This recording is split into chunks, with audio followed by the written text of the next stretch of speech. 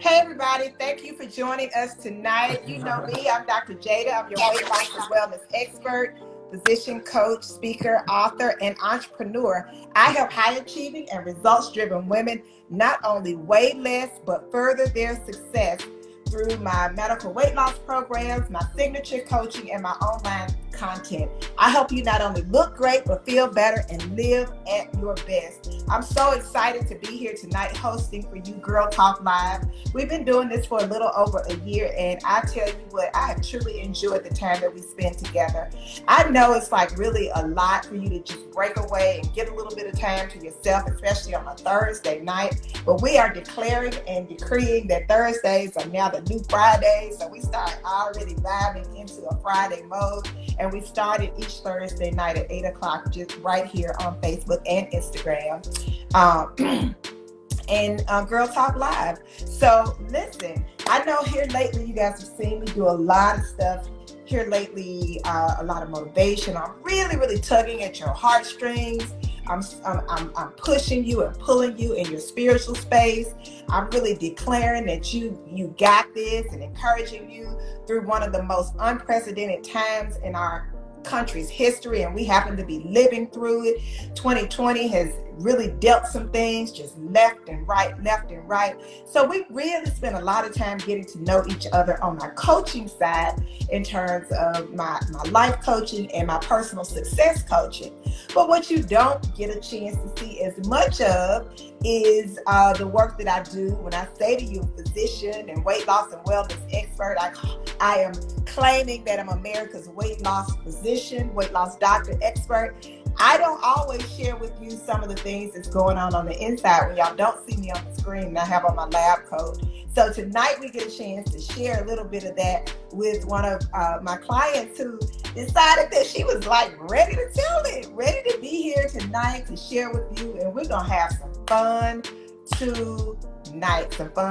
So y'all know me, I'm all about at this stage, I'm all about what's fun and good. So tonight is going to be fun and it is going to be good. So first of all, let me just do a quick introduction.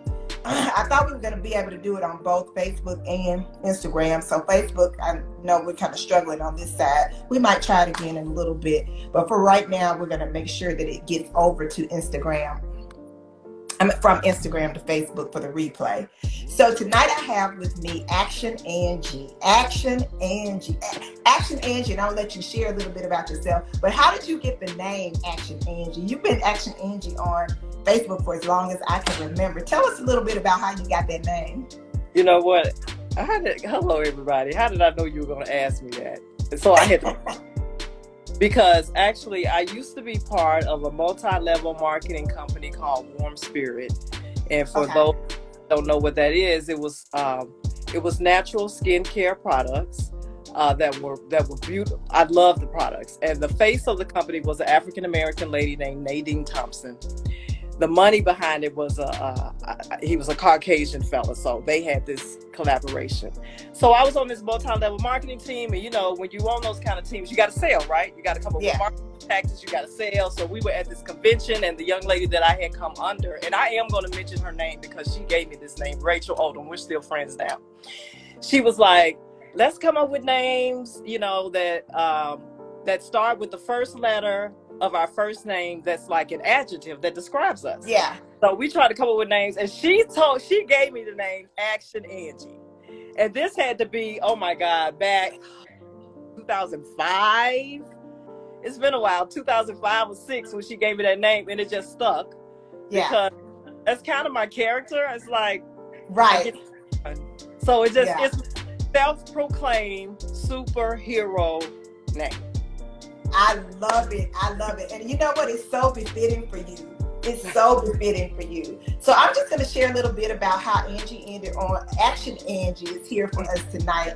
And I'm going to let her share a little bit of who she is and her story. But so Angie is, for me, an amazing woman. She's a mom.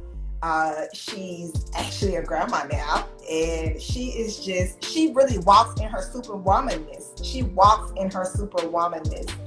But Angie, I've known her to like be a super walker for Girl Trek, and she's always been very active. I remember that. That's one of the things that I think about, like leading and in action in groups with Girl Trek and walking daily. But there was still something that you were struggling with, despite that kind of this up and down situation. Can you tell us what that thing was?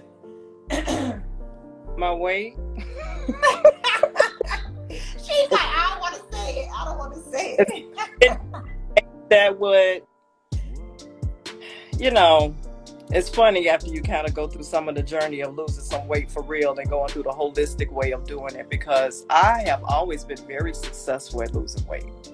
That was never a problem. So I've been on this cycle probably 10 years that, I'll get to what I call my fighting weight, and then I'd act up and eat and be careless and reckless, and would gain some weight, and then would find another diet and I'd lose it again. And nobody would know the wiser, because I pretty much kind of stayed the same weight. I'm 5'9", so I'm kind of tall for a woman and can carry a little bit more weight than some women and not really look like I'm obese, even though I really was. You went back to my charts. I really was, even though maybe I didn't, I'm still like, you look good, girl. But anyway, so yes. So it's interesting that you mentioned that, you say I'm obese. It's almost like, am I really saying this? Am I saying this and I'm talking about myself? Break that down a little bit. Like, you saying you were obese, were you told that at some point over time by your doctor, or you did online BMI calculator? Tell us a little bit about that. That's the BMI count. And I've been in tune with my health. Now, I may have been a little reckless, but I've always been in tune with how much I weigh, how much I should weigh, trying to exercise. You mentioned my leadership in Girl Trek. I've been a leader with Girl Trek since probably the beginning, since day one almost, when the organization was founded. So I've been an active walker, leading people, leading Black women in particular, regarding their health. So I knew all the tricks, I knew all the trades, and so I knew my weight, and I knew, according to the BMI calculator, when we try to say as Black women, our bones bigger. That's not for us, the BMI. Yeah, that's for us. It's for us and you too. So I knew it. I mean, I may not have looked what people consider to be obese, but as far as my organs were concerned, and my blood pressure and my joints, that BMI calculator was probably right. Yeah. So it's interesting that you say that, and I wanted to really pull that out early on when we talk about weight and weight loss. And a lot of times when I'm having a conversation with people, but for one thing, when people come into my office or when I'm seeing them virtually, there's a set of things that we do to get them ready. You know that too. And so we get your part of getting the weight, the height, the BMI, the biometrics. But sometimes people are shocked by their BMI, surprised at where it falls. And the BMI, for those of you who don't know, I'll just say really quickly, is the body mass index. And that is a tool that we use on the clinical side of things to help us determine where you are. I really always say to people, it really is a risk assessment tool. So sometimes people get really offended and like, oh, like you said, that's not for Black women, that's not for Black people, that's outdated. And, granted that it's not a perfect tool, I agree. There are some other tools that we consider to be more sophisticated tools, but they're usually from an academic perspective that are used to help determine body weight and body fat. But I'll tell you, for it to be free and for it to be non-invasive, it really gives us the information that it needs. So if I'm talking about a clinical conversation, I'm saying, hey, looking at this, your BMI is in a range that puts you at risk of what we know statistically, research, studies, and all of those. We know that when you are this size, these are the problems that begin to occur. The higher the weight, these are also additional problems that come with it. Yeah. So a lot of times people feel like it's a cosmetic insult. You know, it's like an aesthetic, even to the extent that I ran across something recently. Another doctor friend sent me that someone is now has some cards that they give out at doctor's offices and saying, please don't weigh me. It stresses me out. It makes me offended. And I don't want to have, like, how are you going to the doctor's office and you're not going to get on the scale? It's like going to the dentist and saying, I'm not going to open my mouth. Like, what are you doing? Why are you here? Why? What are you, like, I'm at the hair salon, but don't wet my hair. So it's like, we got to stop, you know, we have to, because what's the conversation here? If you don't even want to be weighed, what are you avoiding? Right.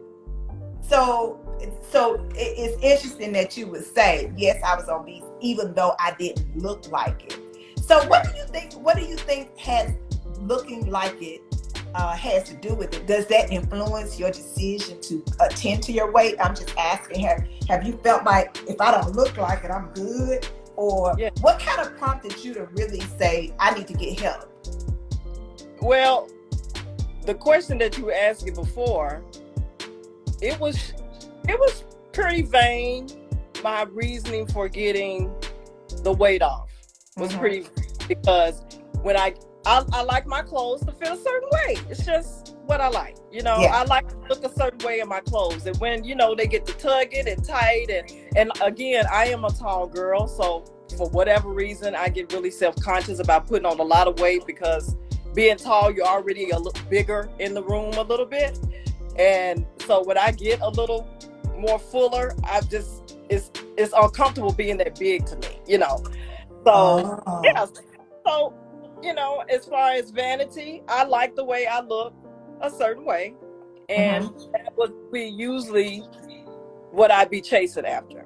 Okay. This time different though. It was different. That was what the hamster wheel that I've been on for the last 10 years probably. Yeah. What made it different this time though? Well, I had a busy year. Last year, a few major life events happened to include me moving from one city that I had lived in for about 18 years to a brand new city with my adult daughter, my adult son-in-law, my new grandbaby, and his mom, because of an employment opportunity that he had here in this area. So we all moved with them. So with that came me leaving a job I had been at for 17 years, and actually even separating, and my ex-husband and I divorced at that time. So it was a whole lot of things that happened in 2019. Yeah. And normally I'm able to kind of rebound with my weight, because I was eating too. You know, it was stressful. Things were moving and shaking. And I mean, I'm in the full gamut of when I allow Angie to just eat. So you name it, nothing was off limits. No amount was off limits. No time of day was off limits. Nothing. So but I'm still trying to get weight off, but got all these life events, trying to balance everything, blah, blah, blah. Pandemic then hits in March, and we all at home, and I still ain't got my weight off from over the winter. And, you know, now we really eat because we at home. And now I'm not really walking, and, you know, because we can't go to restaurants or go anywhere, we're making these big Thanksgiving dinners 3 to 4 days a week, and, you know, having game night, and, you know, all that. Enjoying life. That's all we can do now during the pandemic. Right. So then, the end of the summer comes, and I'm like, okay, you're up about 25 pounds, you know, which is a little bit more than I normally would allow. Yeah. I would at the most go about 15. And in the winter, I just normally put on a little bit. So, you know, even if I had gotten some off that summer, maybe by winter, I may pick up 5 or 10 every winter. And then by spring, you know, it's the cycle. I would get it off. Yeah. So I do. You're getting ready to go into this winter with 25. You struggled all summer to try to get it off. Because I tried, you know, I've done Weight Watchers. This time Weight Watchers didn't work, you know, because I gave up. You know, whatever I tried just didn't stick. I would lose 5 or whatever and be like, all right. But then a weekend would come and the 5 or 8 would be back. So Yeah. this particular time though, August, I was like, we got to do something different this time. So in my mind comes you, Dr. Jada, which I've known forever.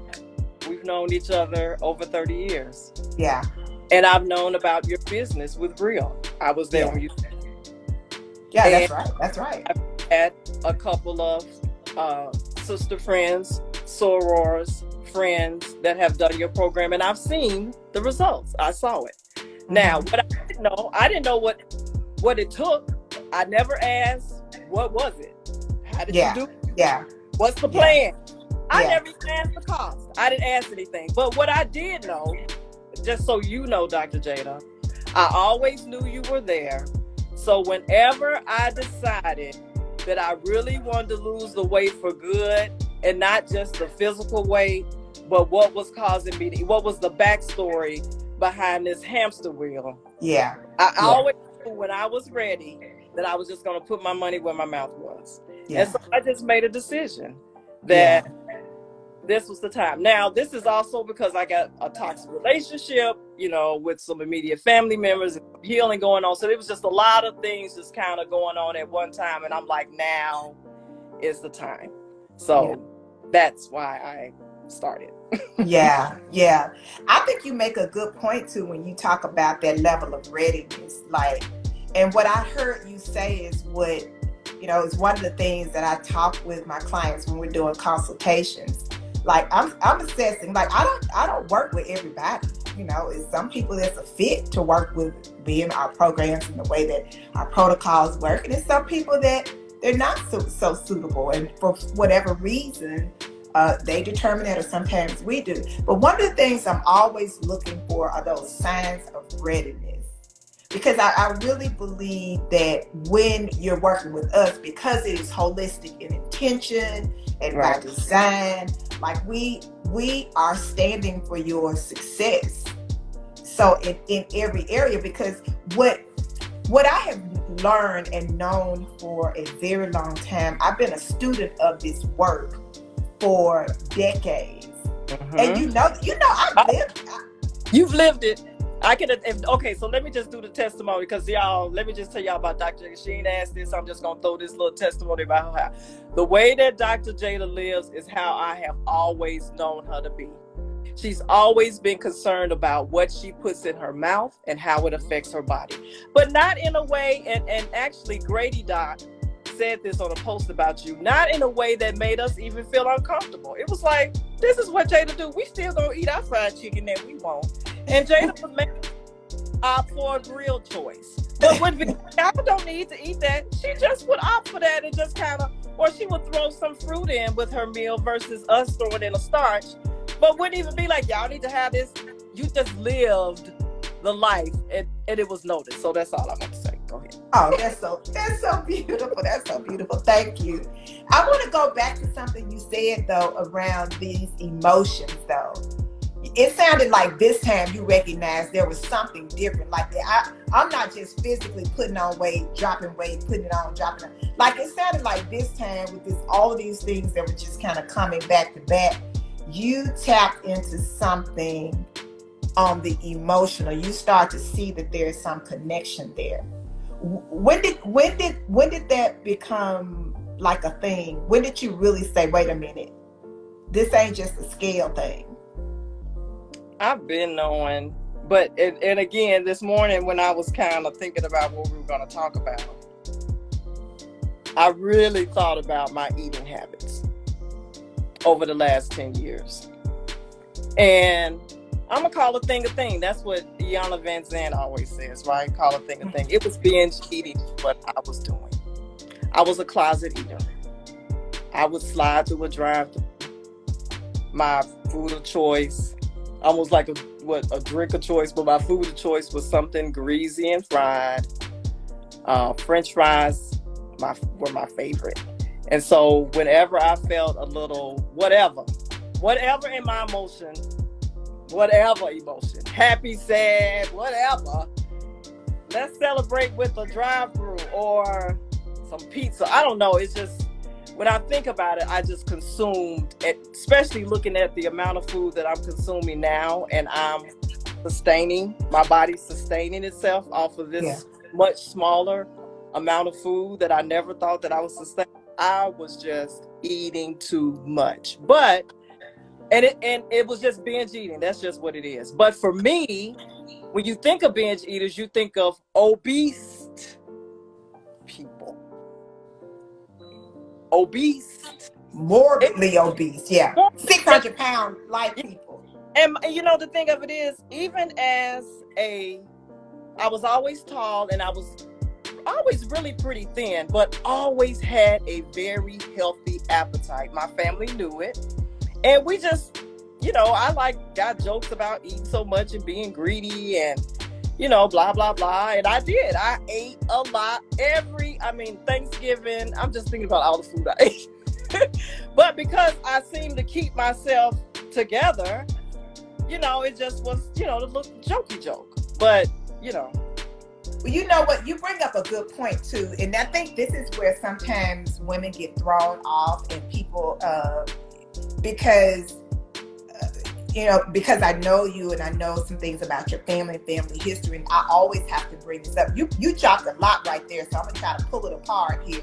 But one of the things I wanted to touch on that trips women up all the time is looking around you. So there are two ways to get in trouble with comparison.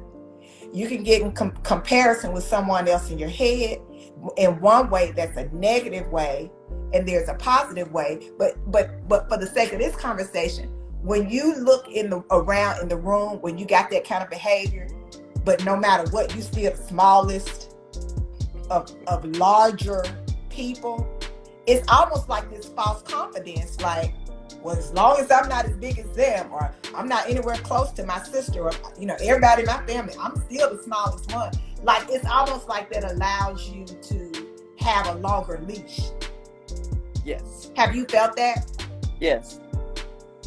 Now that you mentioned, probably was, yeah. It felt comfortable. It was like, I'm thin enough. Thinner than you. Thinner than them. I'm thin enough. And I can stay thin enough to hide what I'm doing and continue to enjoy what I'm doing and not really face what I'm doing. You know what I mean? Because I face it at some point to stop it. But I wasn't ready to stop it. Especially in those settings where we're around, you know, multiple people. And I tell you, that's the area of deception that I'm concerned about with normalization of excess weight. And I'm just going to be honest. You know, I do this work from every angle. The work that I do is not just around physical loss, but I study the social impact. I study the psychological impact. I study the emotional. I study the economic impact of obesity. So when I'm in this work, I'm thinking very, very broadly. I'm thinking in ways that you haven't even thought about. I'm thinking generationally. I'm thinking 2 generations ahead of what most people would even think about when I'm in the context of saying we need to do something because we are in the midst of an epidemic. And this, my friends, is the epidemic that was here before COVID-19 came. And in fact, what it is doing is now exacerbated. And it's like we're looking, while we're in a pandemic, saying obesity is the most common chronic condition that is associated with contracting the virus, complications from the virus, and death from the virus. And on the same token, we are normalizing it by seeing more people in the media that are, modeling, which is great. I think it should be inclusive. I think that we definitely should not body shame. If somebody wants to come at me, you don't have to come at me about that. I'm very, very aware of body shaming. I'm open to some dialogue in both directions about that. I'm very much aware of that, and that's not what I am condoning by any stretch. But I think we have to be very, very careful, because we're not talking about a vanity conversation when we're talking about this space of obesity. Right. So it's the same thing. Even if we think about smoking was cool at one point, Right. but because we know that there are conditions that are directly correlated with smoking. And there used to be ads with, remember the Camel guy, all that stuff. Yes, I'm probably dating us, but so I'm saying to people, we have to really be careful about this reverse movement, because what is happening is there's an economic benefit of saying normalize this. And I can tell you, I can show you the facts of how the economy benefits, because there's a fat tax. You pay more for larger clothes. You pay more for, yes. I had no idea. Just like there's a pink tax for things that are women-oriented products. They cost more than men products. That's a whole nother, we gotta have a whole nother live on that. But you talked about something that we gotta come back to, is the binge eating. If I really tell the truth about it, it's binge eating. When did you have that revelation? It's been a while. I knew what it was. It's been a while. I mean, well, I probably didn't recognize what it was. I probably did think I just had a healthy appetite for a long time. And maybe within the last 5 years or so, I kind of was like, wait a minute. Because it's like, it would be like a draw. It's like almost like I couldn't stop myself from, it's like, I don't know, it's like next thing I know, I'll be going through a fast food place and I guess fast food was just easy because I could slide through a drive-through. I didn't have to go in the grocery store, and I could do it away from home. I could do it in the car. Yeah. I got to connect to that. I could do it in the car. I would throw away the stuff. I guess I had, now that I'm talking about it, it's classic binger, because I would throw away the evidence before I got home. And maybe even still eat dinner at night with then my husband at the time, ex-husband now. We may even still eat dinner after I done had a whole meal in the car on the way. And hid the evidence. And then, now, this is classic. This is classic. And I wanted you to go back to this because you described it so very, very well. You described a classic case of it, and I'm seeing this more and more and more. And I want to point this out because there is the misconception, there's a myth out there that Black people of color, do not have eating disorders. Binge eating is an eating disorder. It is. It is. It is an eating disorder. It is. And we believe that we just like what we like. Right. But what you're describing is that there is, and I want to really commend you for being able to have this conversation, to be in this space, to acknowledge this, because so often, like many things, when we have areas of conflict, internal conflict, it's so much easier to stuff it down, to step on it, put it in the closet and close the door and just hope that we don't have to go in that closet for anything and nothing has to fall out on us or anything like that. But this is really, really, really critical, because there is such a connection between the psychology, the emotional wiring, the patterns, the behavior, the action on the behavior that then becomes entangled with the physiology, with the shifts in the hormones and the neurohormones that govern appetite and mood. And they get all of these mixed signals going on. And you can share your experience. What happened after you had eaten the food?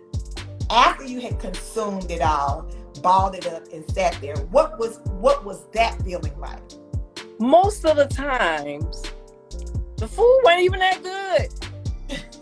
And I'd be like, now what? You know what I mean? But I'm stuffed. And there would be times I'm just gonna lay it all out. I can remember going to one drive-through, maybe getting this, eating it in the car, not really feeling satisfied.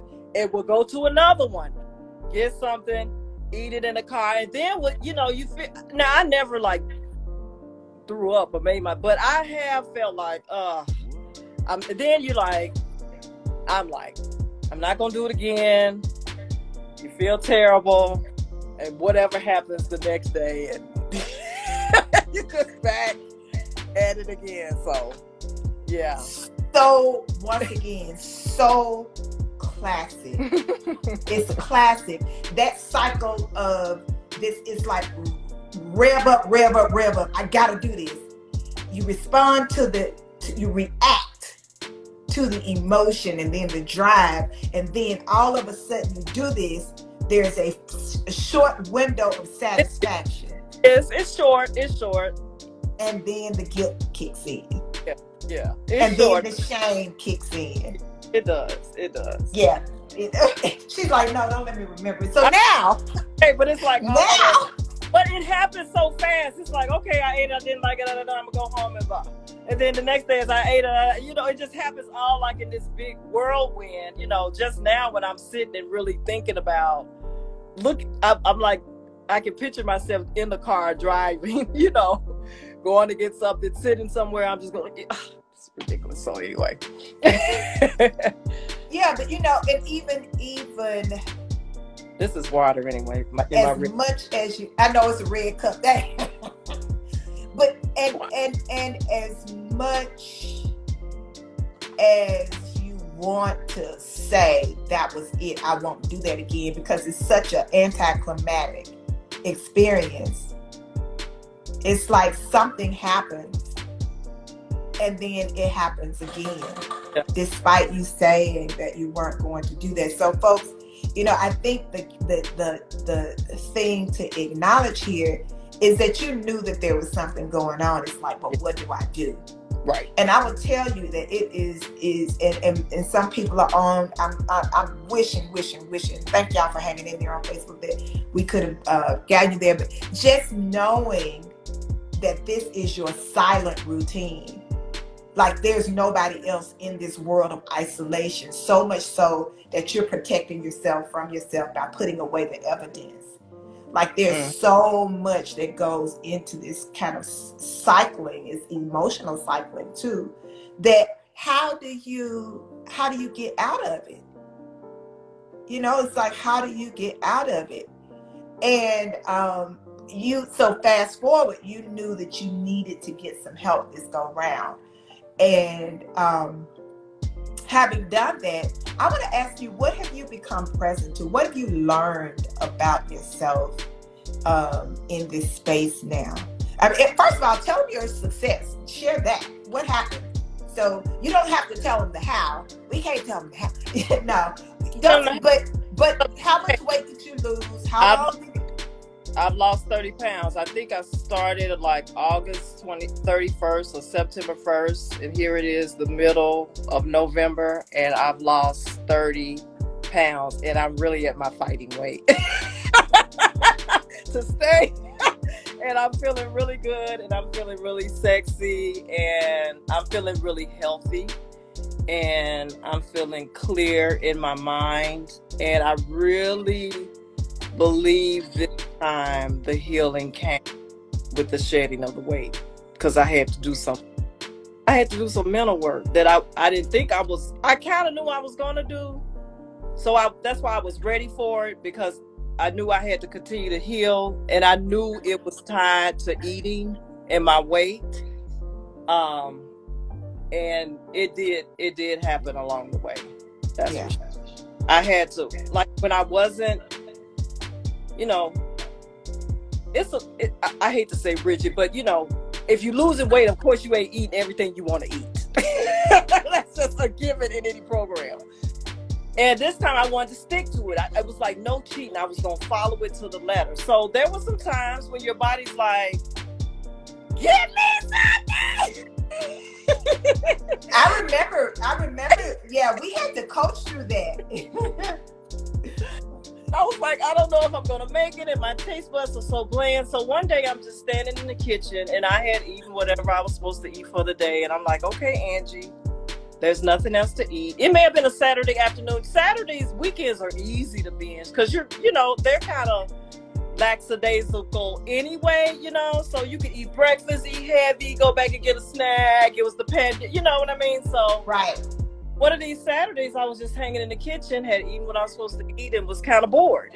And I'm like, you know, now what? And I can remember saying to myself, what are you going to fill this void with, Angie? What is it? And I had to go to the thoughts that probably I was not going to, but I had to actually sit in these thoughts and deal with them without covering them with some food. And that's what I had to do. And it didn't even take many sessions of me doing that to be like, why were you running? But my life has taken a journey to this place. So like I said, I was ready for this. So that may have been why it happened. If I had tried this last year, I may not have had the breakthrough in my mental healing. But I knew that I was tired of running, that I was tired of not being true to myself, that I just wanted to be healed as much as I knew to be healed. And I knew the weight was tied to it some kind of way, just wasn't for sure. And I was just tired of binge eating. I was tired of that cycle of running to these places and feeling like that food was controlling me. That's how it felt. Like it was calling my name, and I was just going to it and like didn't have the strength to say no. It just was. And then when you do that and you don't lose weight, it's like, well, shoot, I might as well eat if I ain't lose weight. So, with the real program, you lose weight. And once you start losing the weight, that too kind of gives you a little bit of boost to say, well, I want to keep it going, and you do the necessary things to stay here. So that's it. That's powerful. That's really, really powerful. And I was just coaching with a client the other day, and she had a similar experience. Right around the night of the election, she said that she was just craving, and she's wanting chips, and she's wanting this and that and the other. And, she just like you described, like, wait a minute, I'm not hungry. Like, everything was fine, and now this, and it's like, what am I gonna do? Am I going to continue to be led? But because really what and I think I've shared this story recently from another client, that I just had to just go on and let her know. I was like, you got food addiction. Right. And which is a different disorder. And I'm going to do a series. I'm going to break those down. I'm going to do a series. Wow. And talk through all of them, because all we usually think about is anorexia and bulimia. And let me tell y'all, we have evolved. There are plenty more past that. That'll be good. So I'm so inspired, and I always love to hear this. And this is something that I think makes what I do and what my team does, and what I've even expanded in the world of coaching and working one-on-one with coaching, as well as the physician side of things, is that I'm always so present to what has been in the middle, but surrounded by the weight, and it has just really caused almost to some extent inauthentic, robotic ways of being. So when I'm working with people and they begin to have this discovery as the weight comes off, discovering this newness about themselves, becoming lighter in their thinking, developing true self-love and self-value and self-ownership, self-leadership. I'm always just loving what happens, because out of this, people take on people are getting promotions. They're taking on new business opportunities. They're looking at taking on more risk in certain areas, because they're now starting to see a side of themselves that they can trust. Right. Now starting to see a side of themselves that they can trust. Well, we have really, I think, covered some ground here. I didn't expect the time to go so fast, but I really enjoyed talking with you. And I think that the listeners, are there any questions that you all want to ask? Anybody that's watching tonight, any questions that you want to ask before we go? We probably have like a minute or so to ask a question or to answer a question. And to make sure that there's nothing that you wanted to say. I want to commend you, and I want to tell you that while we have definitely, you and I just say have made incredible strides, and you are an example for many. You are an example for many. And I say that sometimes to put a little pressure, but not too much. Just because the way that I see the work that I do is just one of me. And so each time I'm working with a client, you become an extension of me. You become an extension of our work. You become an extension of this movement. You become a foot soldier in your community, even if your community is your home. Because now you're the example for your grandbabies and the people around you. Because I'm telling you all that obesity is our biggest threat. To our health and to our legacies, financially and physically. And you know, Dr. Jada, I am vain. I like to look, but I had to really get past that because I'll be 52 in December. And as you mentioned, I have a grandbaby, and my daughter and my son-in-law want to have more children, and I want to be here, you know? Yeah. And you can't, one saying that I have for my body, which wasn't always true, is if we take care of our body now, prayerfully, it will take care of us later. We're all going to age. Something happens, you know, but that doesn't mean that your body can't fight back from it. But we have to get our body in a place to be able to do that, to recover. And so for me, yes, I like looking a certain way, but also for me, it is about the inside in. I want my organs to be healthy. I want my joints to be healthy. I want whatever to stay living on this earth. You know, some things can't help. But what I can't, am I doing everything right? Heck, no, I don't do it everything right.